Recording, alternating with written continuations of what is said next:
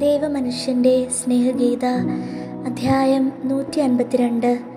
ബഥനിയിൽ നിന്ന് ബത്ലഹേമിലെ ഗുഹയിലേക്ക്. പ്രഭാതപുഞ്ചിരി വിടരുന്നതേയുള്ളൂ. ഈശോ ബഥനിയിൽ നിന്ന് ബത്ലഹേമിനെ ലക്ഷ്യമാക്കി നടന്നു തുടങ്ങി. അമ്മയും അൽഫയോസിൻ്റെ മേരിയും സലോമിയും ബാലനും അപ്പോസ്തലന്മാരും ഒക്കെയുണ്ട്. പത്രോസിന് ഈശോയുടെ ജനനത്തെക്കുറിച്ചുള്ള വിവരങ്ങളെല്ലാം അമ്മയിൽ നിന്ന് തന്നെ കേൾക്കാൻ ആഗ്രഹം. പത്രോസ് പറയുന്നു, ബത്ലഹേമിൻ്റെയും ഗുഹയുടെയും രാജ്ഞി അവളാണ്. എല്ലാം അവൾക്കാണ് നന്നായി അറിയാവുന്നത്. മേരി പറഞ്ഞു, എല്ലാം അന്നത്തേതുപോലെ തന്നെ. ഇപ്പോൾ കാലാവസ്ഥ മാത്രം വ്യത്യാസമാണ്. അന്ന് ചീസ്ലേവ് മാസത്തിലെ തണുപ്പുള്ള ഒരു ദിവസമായിരുന്നു. നേരം ഇരുട്ടിത്തുടങ്ങി. തിക്കും തിരക്കും, ഉന്തും തള്ളും, തണുപ്പും കാറ്റും ജനക്കൂട്ടവും എല്ലാം ജോസഫിനെ വല്ലാതെ വിഷമിപ്പിച്ചു. എനിക്ക് തണുപ്പടിക്കുമെന്ന് പേടി. എന്നെ കമ്പിളിപ്പുതപ്പ് പുതപ്പിക്കുകയും ചെയ്തു. എന്നാൽ എനിക്കൊന്നും സംഭവിക്കുമായിരുന്നില്ല. ഒരു നക്ഷത്രവീഥിയിലൂടെ സഞ്ചരിക്കുന്ന അനുഭവമായിരുന്നു എൻ്റേത്. മഞ്ഞുപോലെ വെളുത്ത മേഘങ്ങൾക്കിടയിലൂടെ ദേവദൂതന്മാരാൽ ആവഹിക്കപ്പെടുന്നത് പോലെ ഞാൻ പുഞ്ചിരിച്ചു. എല്ലാവരും ഗുഹയുടെ വാതിൽക്കൽ എത്തിയപ്പോൾ മേരി മുട്ടുകുത്തി കുനിഞ്ഞ് നിലമുത്തുന്നു. എല്ലാവരും മേരിയെ അനുകരിച്ച് മുട്ടുകുത്തി നിലമുത്തുന്നു. മേരി എഴുന്നേറ്റ് അകത്തേക്ക് കയറിക്കൊണ്ട് പറഞ്ഞു, എല്ലാം അന്നത്തെ പോലെ തന്നെ. എന്നാൽ അന്ന് രാത്രിയായിരുന്നു. അന്ന് ജോസഫ് ഒരു ദൈവദൂതൻ തന്നെ ആയിരുന്നു. എൻ്റെ അമ്മയായിരുന്നു. എനിക്കൊരാശ്വാസവുമായിരുന്നു എപ്പോഴും. കുറച്ച് കഴിഞ്ഞപ്പോൾ ജോസഫിനെ മൗനവും ഉറക്കവും മുറ്റിനിന്നു. എനിക്ക് ലഭിച്ചിരുന്ന ദൈവിക ചുംബനം പോലെയുള്ള അവസ്ഥ. അദ്ദേഹം കാണാതിരിക്കാനായിരുന്നു അത്. അല്പം കഴിഞ്ഞ് സ്വർഗീയമായ ഒരു കടലിൽ നിന്ന് ആനന്ദ പാരവശ്യത്തിൻ്റെ തിരമാലകൾ എന്നിലേക്ക് അടിച്ചുകൊണ്ടിരുന്നു. ഞാൻ ഉയർന്നുകൊണ്ടിരുന്നു. ഉയർന്നുയർന്ന് അഗ്നിയുടെ ഉള്ളിലേക്ക്, ദൈവത്തിലേക്ക് ഞാൻ ഉയർന്നു.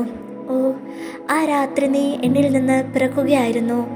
അതോ ത്രിത്വത്തിൻ്റെ പ്രകാശത്തിൽ നിന്ന് ഞാൻ ജനിക്കുകയായിരുന്നു? എനിക്കറിഞ്ഞുകൂടാ. അതിനുശേഷം താഴേക്കുള്ള ഇറക്കം. ദേവദൂതഗണങ്ങളിലൂടെ, നക്ഷത്രങ്ങളിലൂടെ സാവധാനത്തിൽ ആനന്ദപൂർവ്വം മാധുര്യം തുളുമ്പി നിൽക്കുന്ന ശാന്തമായ ഇറക്കം. ആകാശത്തിൽ നിന്ന് അടർത്തിയെടുത്ത ഒരു കഷ്ണം മഴവില്ല് പോലെ. എൻ്റെ കിരീടമേ, നീ എൻ്റെ ചങ്കിന്മേൽ താണിറങ്ങി. ഈശോ മേരിയുടെ ഓർമ്മകളെല്ലാം സ്വീകരിച്ചുകൊണ്ട് ഒരു വലിയ കല്ലിന്മേലിരിക്കുകയാണ്. മേരി തിളങ്ങുന്ന കണ്ണീരോടുകൂടി ഈശോയുടെ അടുത്ത് വന്ന് കുനിഞ്ഞ് ഈശോയുടെ ശിരസ്സ് ചുംബിക്കുകയും ആരാധിക്കുകയും ചെയ്യുന്നു, അന്ന് ചെയ്തതുപോലെ. പിന്നീട് ഇടയന്മാർ വന്നു. അവർ അവിടുത്തെ ആരാധിച്ചു. ദേവദൂതന്മാർ മനുഷ്യർക്കാർക്കും ആവർത്തിക്കാൻ കഴിയാത്ത അവരുടെ സംഗീതം കൊണ്ട്, സ്വർഗത്തിൻ്റെ മുഴുവൻ സ്നേഹം കൊണ്ട്, സ്വർഗത്തിൻ്റെ വായു ഇവിടെ എത്തിച്ചുകൊണ്ട് വലിയ പ്രകാശധോരണിയിൽ അവർ ആരാധിച്ചു. ഇങ്ങനെ ആയിരുന്നു നിന്റെ ജനനം, എൻ്റെ അനുഗ്രഹീതനായ മകനെ. പിറ്റേ ദിവസം എങ്ങനെയായിരുന്നു? അത് കഴിഞ്ഞുള്ള ദിവസങ്ങൾ പലരും ഒരുമിച്ച് ചോദിക്കുന്നു. പിറ്റേ ദിവസമോ? എത്ര സാധാരണം. എല്ലാ മാതാക്കളും ചെയ്യുന്നത് പോലെ ഞാനും കുഞ്ഞിന് പാല് കൊടുക്കുന്നു, കുളിപ്പിക്കുന്നു. അരുവിയിലെ വെള്ളം ഇതാ ഇവിടെ തീ കത്തിച്ച് ചൂടാക്കി ഗുഹയുടെ ഏറ്റവും ഭദ്രമായ മൂലയിൽ ഒരു പഴയ തൊട്ടിയിൽ പിടിച്ച് കുളിപ്പിച്ചു. തുണികൾ ഞാൻ അരുവിയിൽ കൊണ്ടുപോയി അലക്കി ഉണക്കാൻ വെയിലത്തിട്ടിരുന്നു. പിന്നീട് സംഭവിച്ചവ നിന്റെ ജനനത്തിൻ്റെ മണിക്കൂർ പോലെ വേറൊന്നും ഉണ്ടായിരുന്നില്ല. ദൈവത്തിലേക്ക് ഞാൻ തിരിച്ചു ചെല്ലുമ്പോൾ മാത്രമേ ആ തികവ് ഞാൻ വീണ്ടും അനുഭവിക്കുകയുള്ളൂ. ഓ, ഞാൻ തന്നെ ഈ ലോകത്തിലല്ല എന്നെനിക്ക് തോന്നുന്നു. ദൈവാലയത്തിൻ്റെ അതിവിശുദ്ധ സ്ഥലത്തേക്കാൾ വിശുദ്ധമായ സ്ഥലത്താണ് ഞാൻ എന്നെനിക്ക് തോന്നുന്നു. ഞാൻ നിന്നോട് ബഹുമാനമായി പെരുമാറിയിരുന്നെങ്കിലും അത് ഒരു മഹൽ സ്ത്രീയോടെന്ന പോലെയാണ്. ഒരു സ്ത്രീ. എന്നാൽ ഇനി നിന്നെ മേരി എന്ന് വിളിക്കാൻ ഞാൻ ധൈര്യപ്പെടുകയില്ല. ആ സ്വർഗീയ തിരമാലകളുടെ നെറുകയിൽ നിന്നെ ഞാൻ കാണുന്നു. ഒരു രാജ്ഞിയായിട്ട് നിന്നെ ഞാൻ കണ്ടു. അതിനാൽ സാധുവായ, നികൃഷ്ടനായ ഞാൻ നിന്നെ പ്രണമിക്കുന്നു. കാരണം ഞാനൊരടിമ മാത്രമാണ്. ഇങ്ങനെ പറഞ്ഞ് പത്രോസ് മേരിയുടെ മുന്നിൽ നമസ്കരിക്കുന്നു. ഈശോ പറയുന്നു, നീ തീർച്ചയായും മേരിയെ ഒരു രാജ്ഞിയായി കരുതി പെരുമാറണം. എന്നാൽ നീ ഒരടിമയാണെന്ന വിധത്തിലായിരിക്കരുത്. നീ സഭയുടെ ശക്തിയാണ്. ഓ, ഞാൻ ശക്തിയാവണമെങ്കിൽ തീർച്ചയായും അവളെ ആശ്രയിക്കണം. ദൈവത്തിൻ്റെ ശക്തിയെ ഒരിക്കലും സംശയിക്കരുത്. നമ്മൾ എളിയവരും വിശ്വസ്തരുമായിരുന്നാൽ മതി. ഇനി ആപ്പിൾ വൃക്ഷത്തണലിലിരുന്ന് നമുക്ക് വിശ്രമിക്കാം. ദൈവമനുഷ്യൻ്റെ സ്നേഹഗീത അധ്യായം 153. ബസൂറിൽ ഏലീശയുടെ വീട്ടിലേക്ക് പോകുന്ന വഴി ബത്ലഹേമിലെ ശിശുവധത്തെപ്പറ്റിയും സംസാരിക്കുന്നു. എന്നാൽ കൊല്ലപ്പെട്ട കുഞ്ഞുങ്ങൾക്ക് എങ്ങനെയാണ് ഹെറോദോസിനോട് ക്ഷമിക്കാൻ പറ്റുന്നത്? മാർജിയൻ ചോദിക്കുന്നു. അവർ കുഞ്ഞു രക്തസാക്ഷികളാണ്. രക്തസാക്ഷികൾ വിശുദ്ധന്മാരാണ്. അവരെ കൊല്ലുന്നവരോട് അവർ ക്ഷമിക്കുക മാത്രമല്ല ചെയ്യുന്നത്, അവരെ സ്നേഹിക്കുകയും ചെയ്യുന്നുണ്ട്. ഈശോ പറയുന്നു. മാർജിയൻ മേരിയോട് ചോദിക്കുന്നു, ഈശോ പഠിപ്പിച്ച പകൽ സമയം നീ എന്നെ പഠിപ്പിക്കുന്ന ആ നല്ല പ്രാർത്ഥനയുണ്ടല്ലോ, ആ പ്രാർത്ഥനയിൽ പറയുന്നത് സ്വർഗസ്ഥനായ ഞങ്ങളുടെ പിതാവേ എന്നാണ്. നമ്മൾ സ്വർഗത്തിൽ എത്തിയിട്ടില്ലല്ലോ, പിന്നെ എങ്ങനെയാണ് പിതാവ് നമ്മുടെ കൂടെ ആയിരിക്കുന്നത്? അതോ ദൈവം എല്ലായിടത്തും ഉള്ളത് കൊണ്ടാണോ? മകനെ, ഈ നിമിഷത്തിൽ ജനിച്ചു കൊണ്ടിരിക്കുന്ന കുട്ടി ലോകത്തിൽ എവിടെ ആയാലും ദൈവത്തിൻ്റെ സ്നേഹവും നോട്ടവും അവൻ മരിക്കുന്നത് വരെ അവൻ്റെ മേലുണ്ടായിരിക്കും. അവൻ ഡോറാസിനെ പോലെ ചീത്തയാണെങ്കിലും ഉണ്ടായിരിക്കുമോ?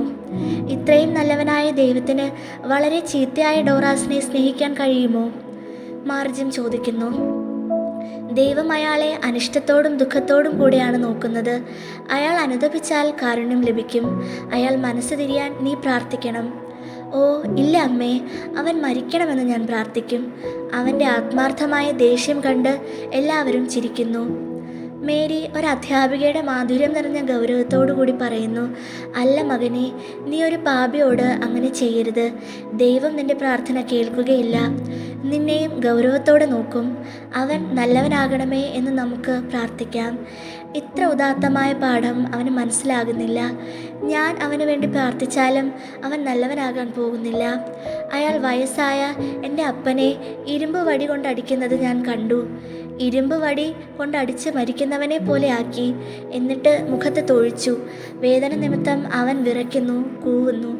ഈശോ പറയുന്നു, ഡോറാസിൻ്റെ മഹാപാതകം നിഷ്കളങ്കനായ ഒരു കുഞ്ഞിനെ വിദ്വേഷത്തിലേക്ക് തള്ളി നീക്കുന്നു. അനന്തരം കുട്ടിയോട് സംസാരിക്കുന്നു. നിന്റെ അമ്മയുടെയും പപ്പയുടെയും കുഞ്ഞനുജൻ്റെയും വൃദ്ധനായ അപ്പൻ്റെയും കൂടെ ചെന്നു ചേരണമെന്ന ആഗ്രഹമുണ്ടോ? ഉണ്ട്. എങ്കിൽ ആരെയും വെറുക്കരുത്. വെറുക്കുന്നവൻ സ്വർഗത്തിലെത്തുകയില്ല. അപ്പോൾ ഡോറാസിന് വേണ്ടി പ്രാർത്ഥിക്കാൻ നിനക്ക് കഴിയുകയില്ല അല്ലേ? എന്നാലും വെറുക്കരുത്. നീ എന്താണ് ചെയ്യേണ്ടതെന്ന് നിനക്കറിയാമോ? കഴിഞ്ഞ കാര്യങ്ങളെക്കുറിച്ച് ചിന്തിക്കാൻ പുറകോട്ട് ഒരിക്കലും തിരിഞ്ഞു നോക്കരുത്. എന്നാൽ വേദന സഹിക്കുന്ന അപ്പൻ കഴിഞ്ഞ കാലമല്ലല്ലോ. മാർജിയം ചോദിക്കുന്നു. അത് ശരിയാണ്. എന്നാൽ മാർജിയം ഇങ്ങോട്ട് നോക്കൂ. ഇതുപോലെ പ്രാർത്ഥിക്കാമോ എന്ന് നോക്കിക്കേ. സ്വർഗത്തിലിരിക്കുന്ന ഞങ്ങളുടെ പിതാവേ, എൻ്റെ ആഗ്രഹം സാധിച്ചു തരണമേ. ഏറ്റവും നല്ലതായ നിൻ്റെ പ്രാർത്ഥന ആ പിതാവ് ശ്രദ്ധിച്ച് കേൾക്കുന്നുണ്ടെന്ന് നിനക്ക് മനസ്സിലാകും. നീ ഡോറാസിനെ കൊല്ലുന്നു എന്ന് തന്നെ വിചാരിക്കുക. അപ്പോൾ എന്തായിരിക്കും സംഭവിക്കുന്നത്? നീ ദൈവത്തിൻ്റെ സ്നേഹം നഷ്ടപ്പെടുത്തും. നിൻ്റെ അപ്പൻ്റെയും അടുത്തു പോകാൻ പറ്റില്ല. വല്യപ്പൻ്റെ ബുദ്ധിമുട്ടുകൾക്ക് ഒരു കുറവും ഉണ്ടാവുകയുമില്ല. നിനക്കൊന്നും മാറ്റാൻ പറ്റുകയുമില്ല. എന്നാൽ ദൈവത്തിന് കഴിയും.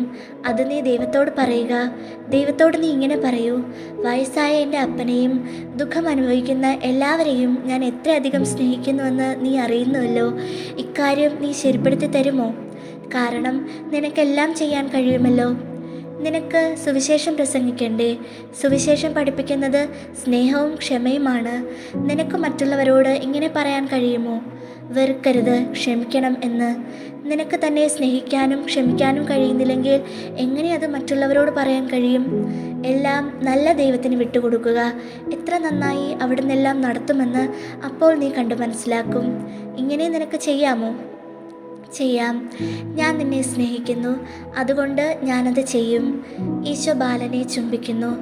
അങ്ങനെ ആ സംഭവം കഴിഞ്ഞു. അവരുടെ യാത്രയും കഴിഞ്ഞു. മേരി തൻ്റെ ദേവാലയത്തിൽ വെച്ചുള്ള കൂട്ടുകാരിയും കാരണവർ മുഖേന ചെറിയ ബന്ധുവുമായ എലീശായെ കാണാനെത്തിയിരിക്കുകയാണ്. തന്നേക്കാൾ 10 വയസ്സ് പ്രായ കൂടുതലുണ്ടായിരുന്നു.